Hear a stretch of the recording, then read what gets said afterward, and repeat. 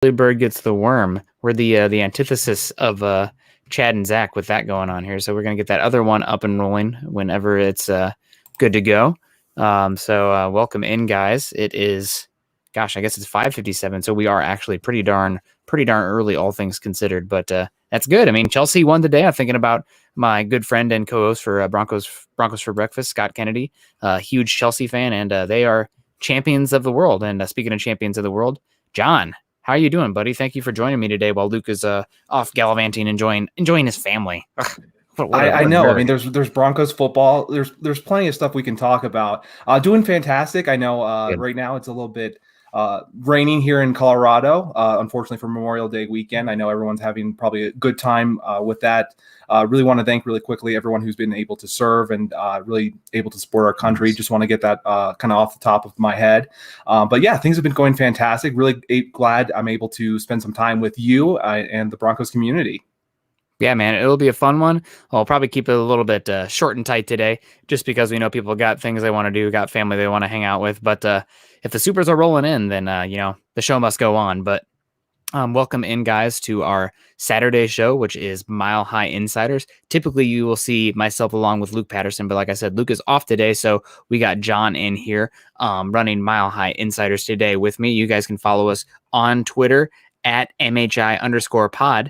And it's going to take me a little bit of time to get used to that one. It used to be Football Pod for a while, but it was too much of a gangly goo mess there. So MHI_pod, short, simple, brilliant. Let's do it.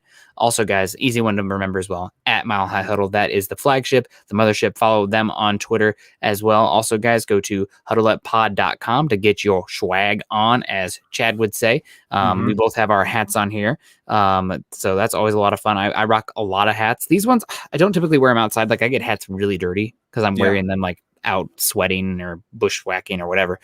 So these ones stay inside. These are like indoor cats, outdoor cats. These are my indoor hats.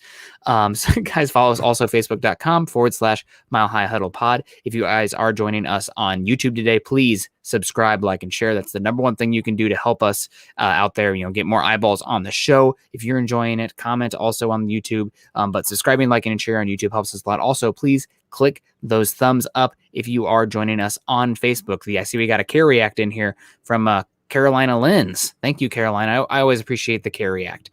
Caring for Memorial Day weekend. And like you said, shout out to everybody who has served, and happy to be in here talking about the best sport in the world and the greatest country in the world, just having a good time. But let's get to the greatest player in the world. Also, yes, one of my favorites, Von Miller.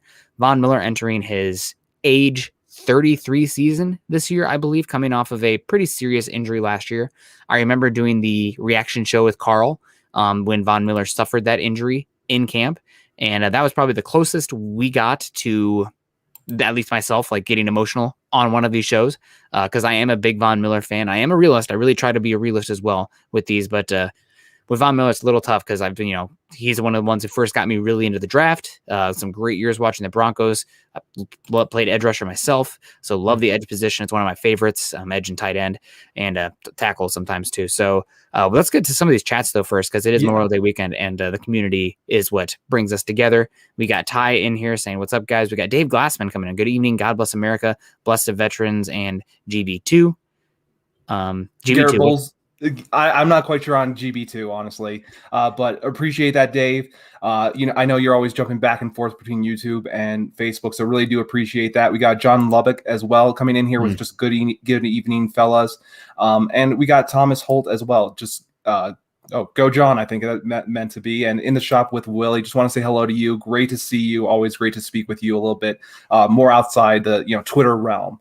But as you were speaking about when it comes to Von Miller, I am really, he also got me into football quite a bit in terms of the draft, starting to look in more advanced statistics, going down that route. So when it comes to Von Miller, I know we're talking about a little bit more if he's going to be able to make this comeback season and be able to perform what he used to be able to perform at. I just don't think that's quite exactly what he needs to be able to do. It'd be fantastic if he's able to, but as you were saying, he's 33 years old, coming off a serious knee injury. It takes time, and I do think that with OTAs, though, we should see him start to – I see a very rejuvenated player. I'm very excited to see what he's able to produce. So, Yeah. And just a quick correction here. It was an ankle injury. Obviously knee, Oh ankle, yes, head, elbow, yes, knees, toes, whatever. of But course. yeah, ankle That injury there. Achilles. Yes. Appreciate that. So just don't want to get anybody confused in here, but still very serious and concerning. But he's out there doing well in camp. It's 7-on-7. So what does that exactly mean? We got Charlie coming in too, saying free fashion advice for John, wearing the orange hat you wore the other night with the vintage late '60s Broncos horse. I love I this mean, hat. I know I know that we're starting to speak about Von Miller. I want to just do a quick segue. You love the classic D helmet. This is what I yes, would want to do for a alternative look if we were to bring it back for a game or something. This hasn't been worn since 1994 with Elway. I really would love this to be an alternative look for a helmet. And I know that you would love a classic D maybe for this year, but for me, this is where it's at. I know people have different strokes for different folks, so that's my helmet choice for next year if we were to do a little bit of the switch. I mean, I would love to implement that as well. It's just that classic, that D, the color design, the hand drawing of it too. It's just got so much character. That one's fun. I don't know if it's fun to a point where like every single game I'd want that. Yeah, I think So, that's a good point. I think it would have to be an alternative game with someone yeah, else going back with the 60s as well, just kind yes, of a premier game as well, unfortunately. yeah. So maybe that would be in 2 years. Yep, exactly. And Chris, thank you very much for the comment. John clicked it off there, but we appreciate you. We see you. So talking Von Miller again. Obviously, it's going to be great to have him back this year. It seemed a little bit touch and go there for a bit. Von seemed to bet on himself. The Broncos approached him with multiple contract restructures, salary cuts, whatever, and he said, "Nah, I'm going to see how the market plays out." And then you got guys like Leonard Floyd making for 14 million a year. That's off the top of my head. Maybe it was even 16 million a year.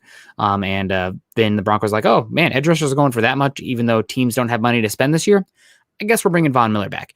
So that's, again, I really try not to be biased or emotional when it comes to Broncos analysis. But that was one I was a little bit happy to see just from an emotional side point or standpoint. But now we're back. Von Miller's here. Again, at Bradley Chubb, the defense is rejuvenated. The secondary, especially. Hopefully, the offense will be that much better. And thank you, Ty, for your service back in '88 in the Army. Yeah, that's thank you very much. But Von Miller, yeah, for sure. I think Von Miller have a good year this year. I want to temper expectations. That's me too. I want to temper expectations just a little bit from what he could look like this year. And go Broncos, God bless is GB2. Okay, so there you go. It's squared. You need to have that little carrot in there Yes. if you're going to do that. That's the syntax. So I was like, did he mean PS2? Is there Garrett Bowles the second coming on here? What's happening? But yeah, Von Miller this year. What do you expect for him? Just stat line wise, let's get in there. Yeah, when it comes to Von Miller, I know that we're probably going to be more interested in sacks when it comes to as fans. So I do think he's going to be a double-digit kind of sack player if the Broncos defensive line is able to remain healthy, able to get interior pass rush. Then of course he can go ahead and get home with Chubb also bringing the pressure. I think he can be a double-digit kind of sack player. But it also depends on how much you expect to implement Malik Reed as well with with this rotation. So for me, I'm expecting double-digit sacks. But at the same time, if there wasn't as many sacks, but you saw those pressures and you saw more sacks from the interior defensive line, I'm quite comfortable with that. How about yourself? What are you looking for in terms of statistic lines and along that kind of thing? Yeah, sacks are obviously great. They're probably one of the second best statistic for a defense outside of like turnovers. I guess points given up is number one, but turnovers, you'd rather have that. But then it comes sacks. However, sacks are volatile year to year. A lot of times the best players will still get them at a high rate, but some years you can have guys having a lot of pressures, QB hits, etc., just not racking up the sacks. And sacks are not always indicative for a player's quality. And not to go too far down this line because I don't want to disparage any current Broncos. But an example of this is Malik Reed. Last year, he faced one of the lowest rate of double team blocks in the NFL last year, and he actually had a pretty low pass rush win rate. Yet he still had 8 sacks, 9 sacks, which is solid. He took care of business. Some of those were 2.5 plus seconds, which to me indicates a coverage sack, but still, finishing is a skill. But a lot of that is dependent on what's going on. And on the other end, Bradley Chubb last year, he didn't have crazy sack production, but he was one of the highest double teamed edge rushers in the NFL last year. And he also had one of the highest pass rush win rates in one-on-one. So Reed was able to be a beneficiary of what's going on with Bradley Chubb now. Does that mean that Von Miller could benefit from that this year? Because teams are like, okay, Von Miller, he's great. He's going to be a Hall of Famer. 33 years old, coming off an injury. We're going to focus more on Chubb, or is it Chubb is now freed up a little bit more because Von Miller's back? That's what you want. That's when the magic happens. And then on top of that, adding an ingredient of the depth in the secondary. So you're not having as much concerns about a guy who just simply doesn't belong out there, right? Like if I have a hot read, I'm throwing it against rookie Michael Ojimudi out there on the side. Not that Michael Ojimudi is bad, but he's a rookie cornerback, a 3rd-round rookie cornerback. Like that's the guy I'm targeting. Right. So that won't be the case this year. So I'm really excited about that. Von could have 8 sacks. That would be fine. If the other stats are good around it, he could have 12 to 14 sacks. A lot of that is going to be situationally dependent. Yeah, and as you're speaking about that, it really matters about those pressures. And I think when it comes to getting those pressures, last time we saw him, we have an article here from Eric Trickle. Just going to post that in the chat when you guys are able to look at that. When it came to Miller, he was able to get home quite a bit when it. I'll let you speak about this real quick. I have to get a super real quick. Give me 1 second. Okay. But yeah, no, like Von Miller, he could have a good year. But a lot of times stats are can be deceiving, and especially sacks. So I'm not really looking at the sacks; those are great. But if he can get 8, that's fine. Like if he has 4, I'm concerned. But at like 8, you'd want more for how much he's getting paid. But he's 33, coming off an injury. Teams might be playing playing their offenses a bit different. And a big thing also, and this is something obviously Vance Joseph said a lot of like no dip things in his press conferences, but like really, you don't get as many sack opportunities when your offense is as inept as the Broncos has been recently. When you're playing from behind or the other team does not respect your offense or has to play catch up, then they're going to play more conservatively. That means more 3-step drops. That means less just aggressiveness from the quarterback position where they're having to hang in the pocket. They're more likely to have a stalemate down rather than trying to force the issue and put themselves in a bad situation when those sacks can start to accumulate. So, people always say football, one of the most complementary sports out there. That's really true even for offense to defense, because the past few seasons, Broncos haven't had any sort of offensive venom or, just that can concern teams at all, unless they're playing like terrible, like the Jets, right? Like when they're playing the Jets, the Broncos have a lead. Okay, cool. That's like, beating up a Power 5 school. Okay, awesome. Fine. That's not really what you're going to see year to year. So I think you will see it better this year because the offense should take a step forward. Hopefully, that's probably the biggest projection there when it comes to those pass rush stats.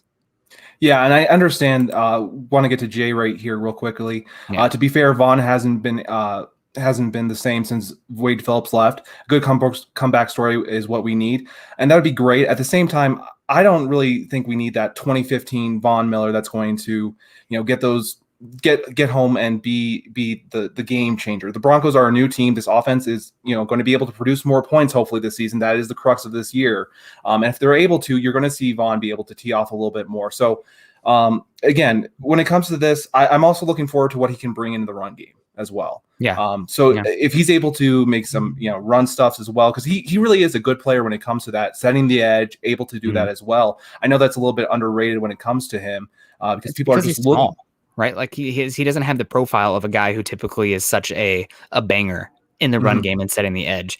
But he plays with so much power. He and a lot of that is because of his leverage and his burst that he can strike and stall guys at the point of attack. That includes offensive tackles. So it will be good to have him back. I am really expecting a bounce back season from him. Obviously, maybe even comeback player of the year, but that is going to be dependent on how good this offense is. And it sucks. Like even talking about like Von Miller or like stuff on the defense, like, okay, you can be excited about Von coming back, but then all roads lead to the quarterback, right? Like if the Broncos still have a bottom 5-10 quarterback this year, they're turning it over like crazy. They can't score touchdowns in the red zone. They're going 3 and out, et cetera, et cetera. Your defense is going to have way less quality chances to make differences out there. So it is what it is. Want to get really quickly here. George Newton comes in here. He was in here really early, always is in here early. Comes in with the super sticker, $3, giving us a fist bump. Really appreciate that. And really do. If you have any questions, please put them in there in the chat. Really would appreciate that. Also want to get to real quickly. We got Christian Garris coming in here. Garius, with a $4.99 super chat. What up, guys? Just showing some love. Can't wait to see this team hit the field. State of being. # let 'em hate. So when it comes to just real quick, do you think fans are going to be available in training camp? Just curious. I know that we're seeing some stuff come out where you're expecting fans 100% in when it comes to the stadium. Just curious, real quickly, because I know some fans have been asking, can we go to camp and hang out with them? I think it'll happen. You think I it'll think that, happen? I mean, it obviously fans aren't allowed in the indoor facility anyway. Right. So if they want to have things where they limit fans, we're going to have practice indoors today. So that's probably going to be the big thing there. But for outdoors, I think they will. Oh, that's going to be fantastic. Appreciate that, Christian, And as thank you, well. Christian. We appreciate it. I got some super stars coming in here from Michael. Really do appreciate that as well. I know that that means a lot to us, and he's coming in here with just as well. Good evening, Nick and John, aka the Beast. Go Broncos! Hashtag Denver Broncos for life. Hashtag Sabine from Arizona. Hope everything's going well in Arizona as well. Got Pobby coming in here. It's been a while. Very excited to see you. Appreciate with the $24.99 super. Showing some love for you guys. Glad to see you live, John. Always good to be here. Really appreciate that, Pobby. I know things we haven't seen you in a while. It's just great to see you. Anything you got to say, Nick? If Pobby's in the house, I gotta show her my baby boy how he's doing. We took it's been beautiful here today, and she always asks to see Summit. So we got it real quick. Let's share the screen. Chrome tab. It's coming, baby. 3, 2. There he is. So there you go, Pobby. Handsome looking boy.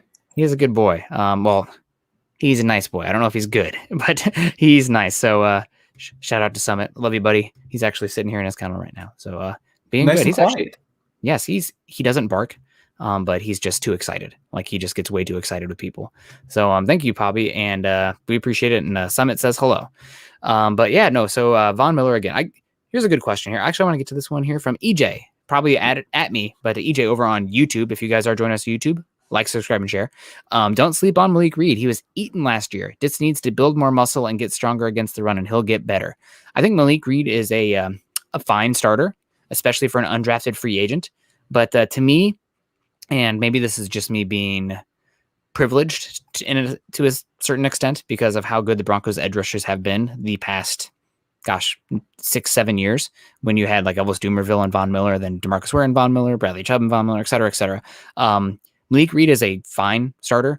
I don't know if he's one that I'm looking to upgrade if I have him out there. Now, that doesn't mean that he can't take another step, but I just don't know if he is I love him as that third edge rusher. I don't love him as a starting edge rusher. I feel like he's like a C+ level starter right now, and that's fine. You can get by with that, but if there's any position on the defense where you want studs, it's pass rusher. Yeah, I agree with you there. It's one of those things where, of course, I think when you're talking about that C+ range, I agree there.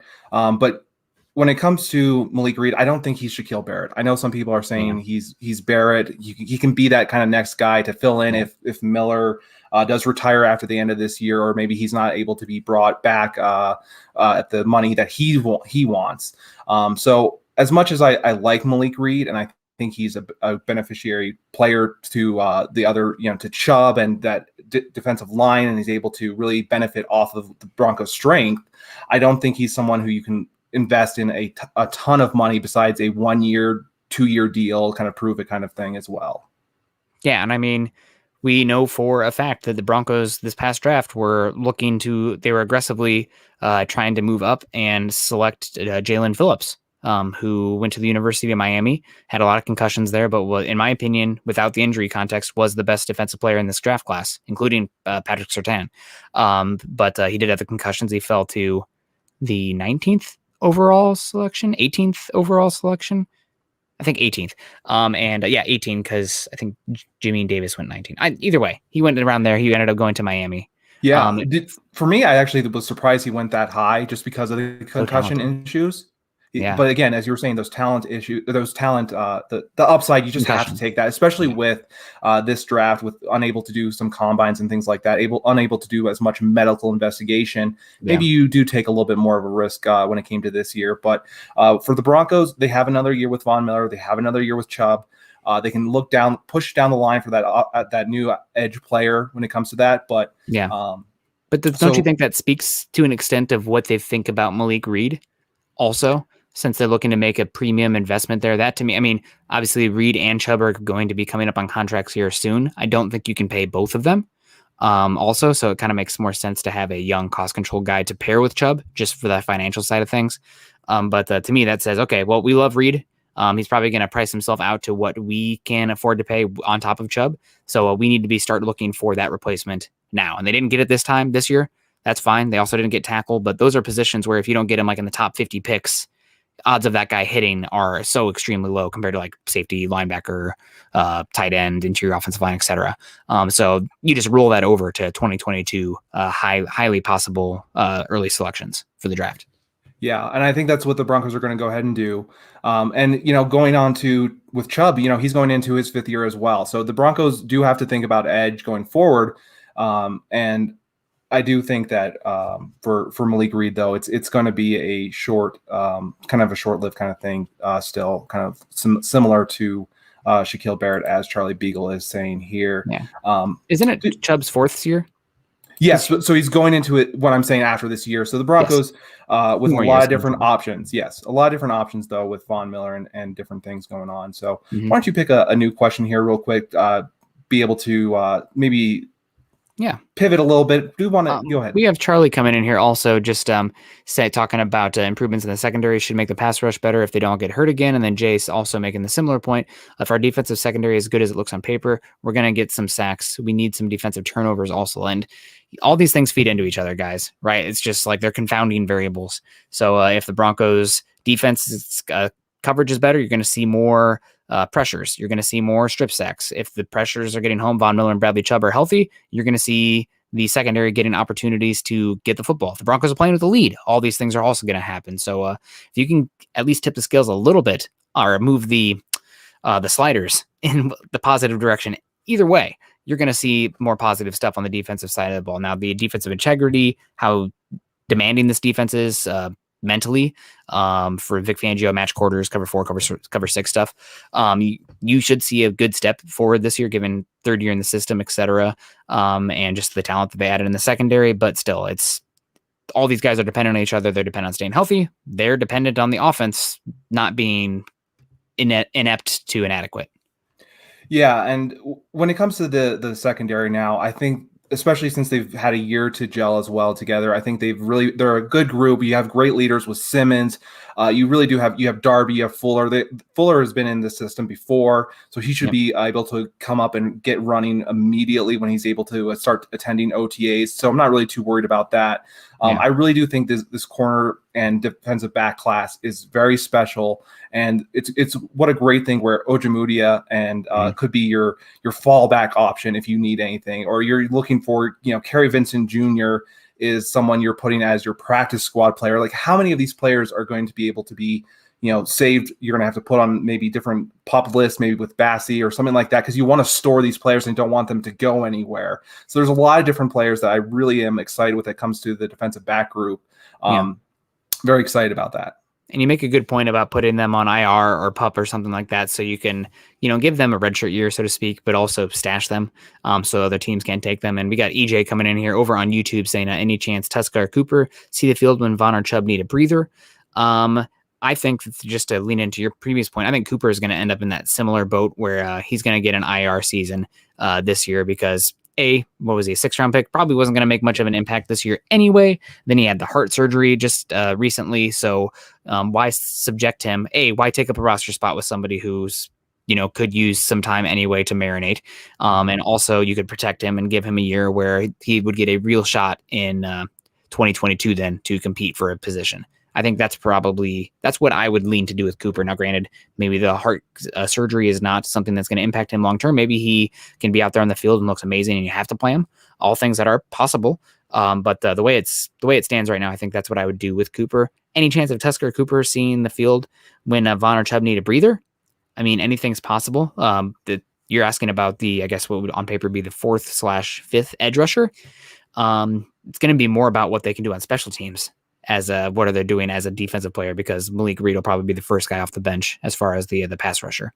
Yeah, if we're seeing Tuska and Cooper, I'm not sure if the Broncos are in a great position when it comes to their edge, getting the edge, that you might want to look to someone else, bringing someone else in. If you're having to put in Cooper as maybe a starter, if you're going to see him, for a little bit, a few plays here and there, of course you can insert him for a breather here and there, but that's not a big issue for them going forward. Do want to get Free Earth Citizen real quickly on Shamar Stevens. What are your thoughts on this addition? I understand it as more of a body that's needed for the defensive line, someone to fill in maybe if Purcell's having some issues getting started after that Liz Frank injury. I just see him as someone as a who can eat some of those bodies for the run game, to allow Johnson, Browning, those guys able to clean up some of the run plays. But I really don't see him making an impact any other way, to be honest. I mean, he might not make the team even, right? Yes. Like, this is a guy who's coming in preseason. You want to get your best guys out there. This is I don't want to say it's a put up or shut up year for McTelvin Najim being a late 3rd round pick, but like, you're year 2 now, and last year you got a chance to really work on your game, hopefully the pad level, the ability to anger, et cetera, et cetera. But if you just don't, you're out there and you're getting blown up, Steven might be the guy to come in and take your spot.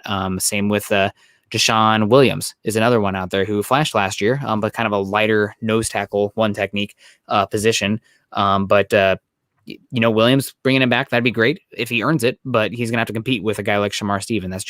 That's the nature of it, right? You want competition across all the positions in preseason. That's why some of the stuff talking about, I don't know, running back position, right? Like Melvin Gordon, Javonte Williams. Okay, who's the best guy? The best guy played quarterback, Teddy Bridgewater, Drew Lock. I don't care. Best guy. You want to have the competition all across there. Royce Freeman versus Mike Boone. The best guy who can contribute the most in the most different ways where you're looking to fill these different niches. So same thing with Shamar Steven. It's a fine free agency addition, but it's kind of like, do you remember, I think his name was Clinton McDonald. Broncos signed him a few years ago. He didn't make the team, but like, you were bringing in a back middle defensive lineman, and if he pops in preseason, great. You have another body you can roll with. If not, that just another meant name someone lost else to the shuffle. Yes, someone else stepped up. That means you're seeing something else from someone who you think can make a huge difference. Otherwise, the Broncos are going to go out and select someone else, bring someone else in from free agency, because there's plenty of bodies out there. That's one thing that people have to remember.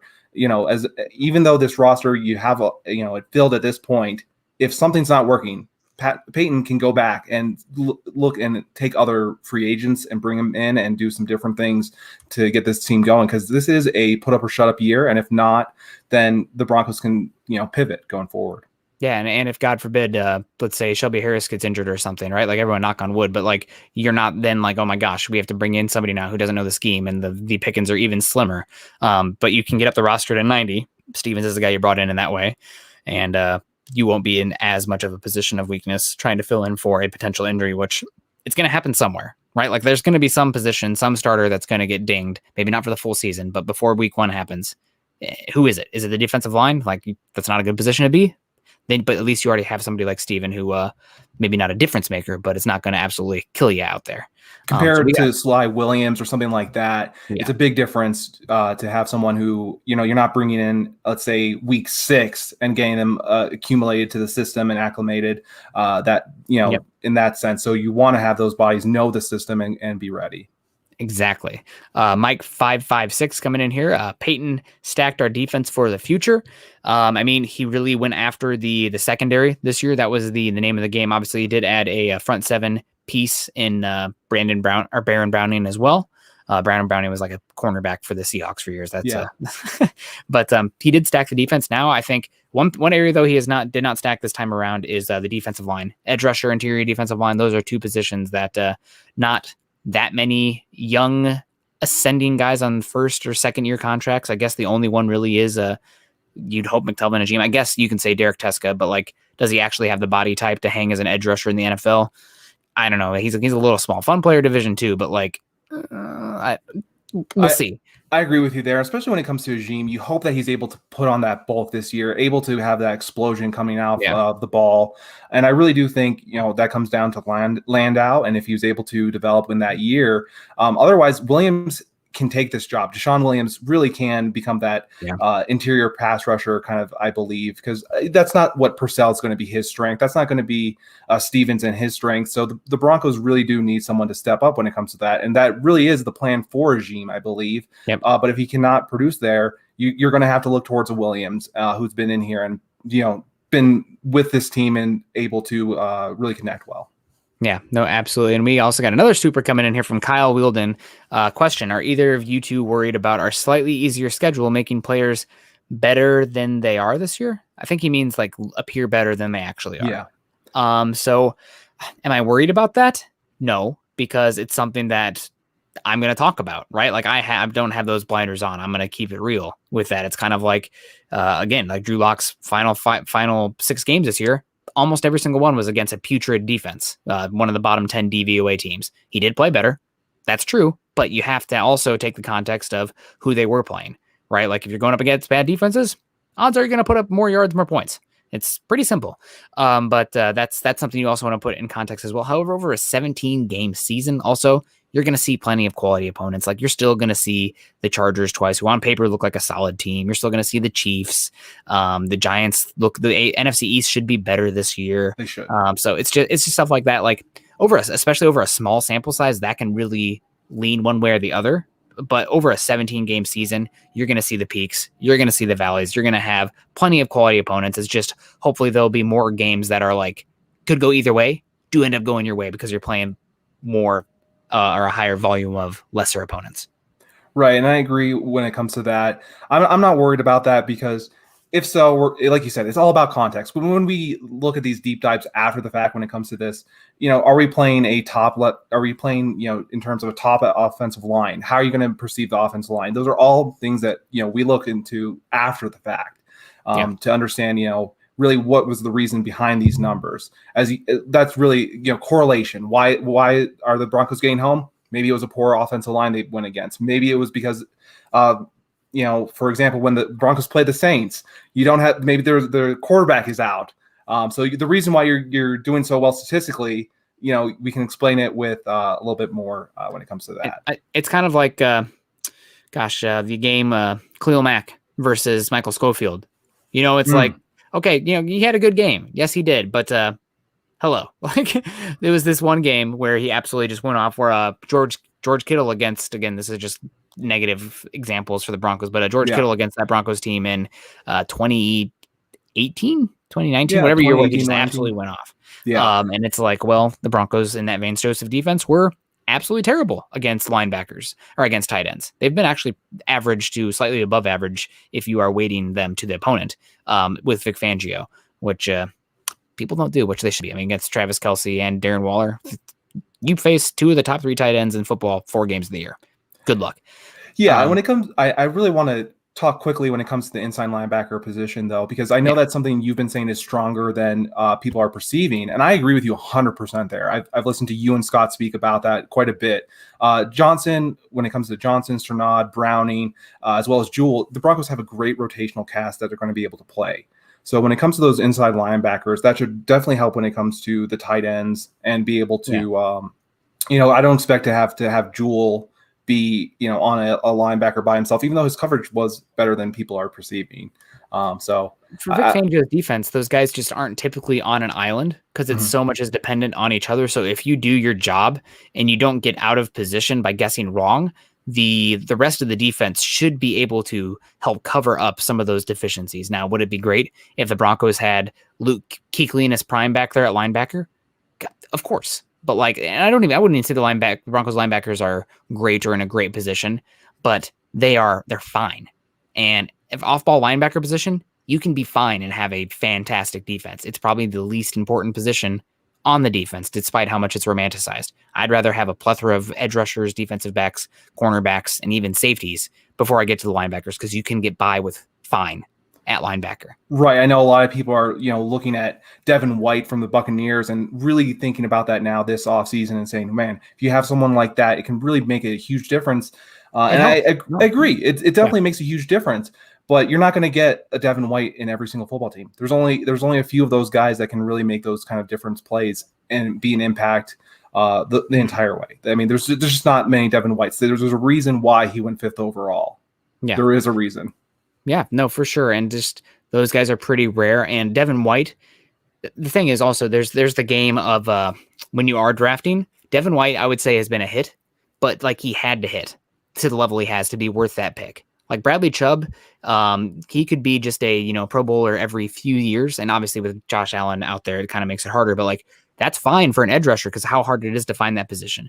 It's just the threshold that they have to cross based on the position is so much more difficult. Like somebody like, Jamal Adams, right? Like the only reason that he has recouped, the only reason he was worth the 6th-round pick is because the Jets were able to flip him for 2 seconds, right? Or 2 firsts, excuse me. Right.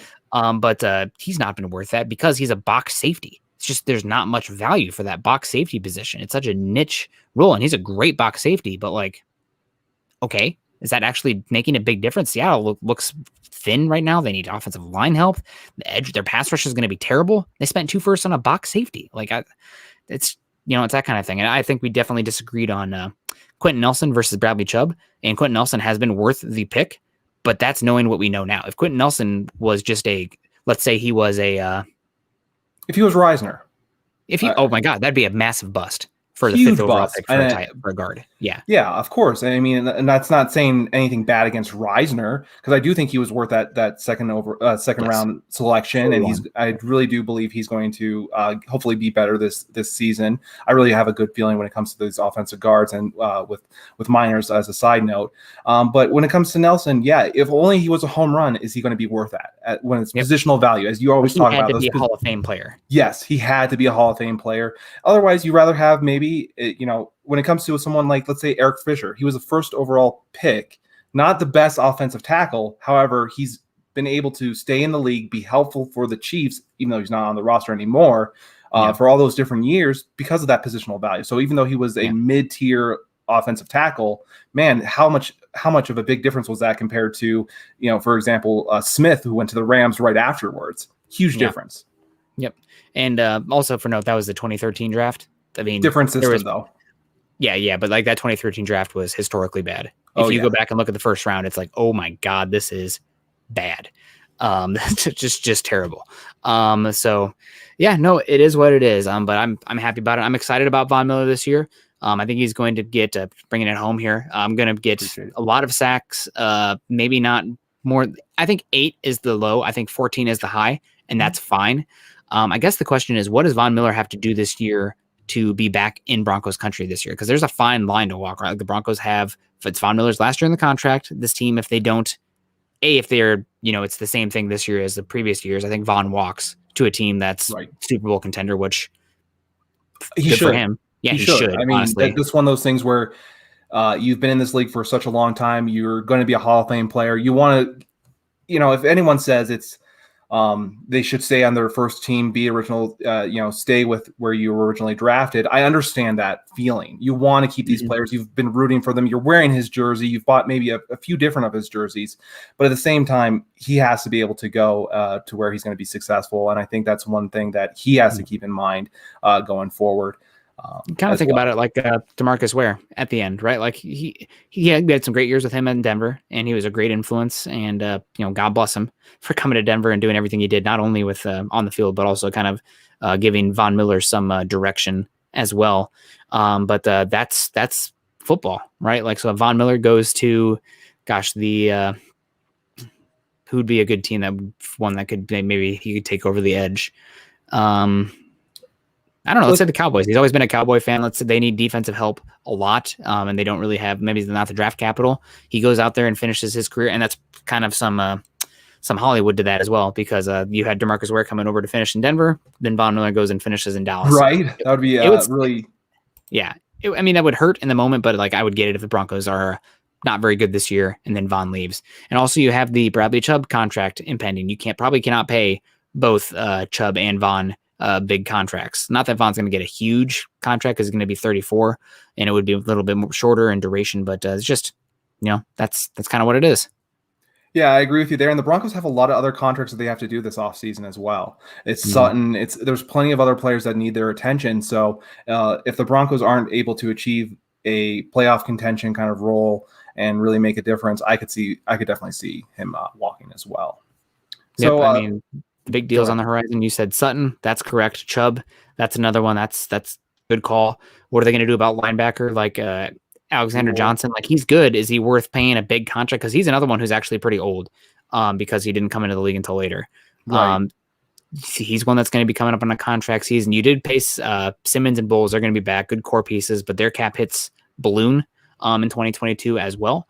So that's important to consider and think about. And then also you have Noah Fant on the horizon as well, who, I mean, God, after what Jonnu Smith got paid this year, Noah Fant's probably going to be looking at a pretty darn good sized contract.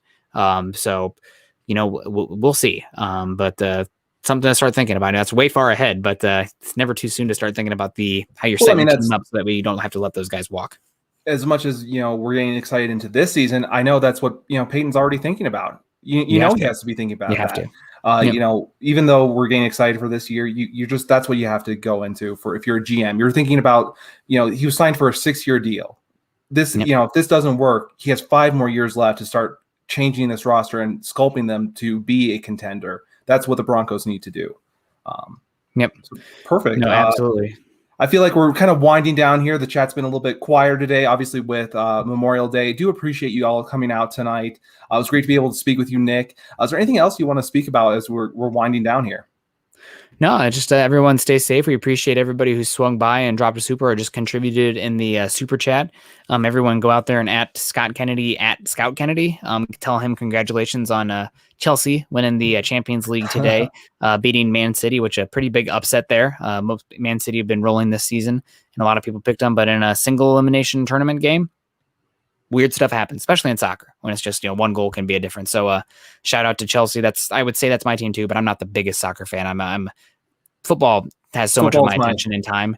I used to be a huge baseball fan too. I mean, I still am a baseball fan, but I used to watch 90% of the St. Louis Cardinal games with my old man back when I was still living at home or in college even. But now football just consumes 99% of my sports consumption and time because I want to be able to come out here and be educated for all you folks. So I can answer your questions and have good conversations covering the Broncos and the draft.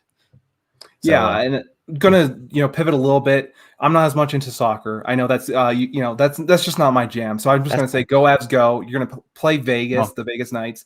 Very excited about that. Looking for for the same kind of production that the Avs have been able to do all season. There's a reason they're the President's Trophy winners. So even though I'm a huge Broncos fan, that's where my heart is.